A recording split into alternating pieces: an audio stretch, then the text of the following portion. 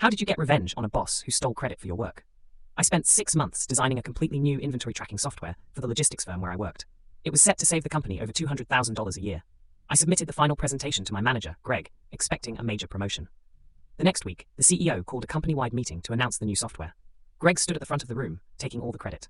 He even had his name printed on the title slide as the sole creator. When the CEO asked him a technical question about the code, Greg smiled and said, "It was a complex build, but I managed it all myself." I looked at Greg from across the room. He gave me a smug, warning glance that basically said, "Keep your mouth shut if you want to keep your job." What Greg didn't know was that I knew he was a fraud who couldn't read a single line of code.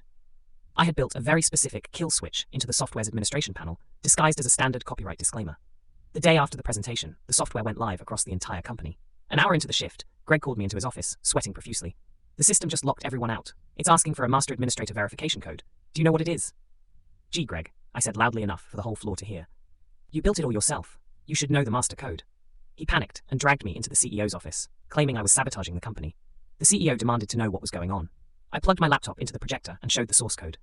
Embedded in the lock screen was a digital signature that required my personal employee ID to unlock. I had also coded a log showing that Greg had downloaded my file and simply changed the author name on the PowerPoint presentation. The CEO fired Greg on the spot for plagiarism and compromising company data. I got Greg's old office, his salary, and the promotion I actually earned.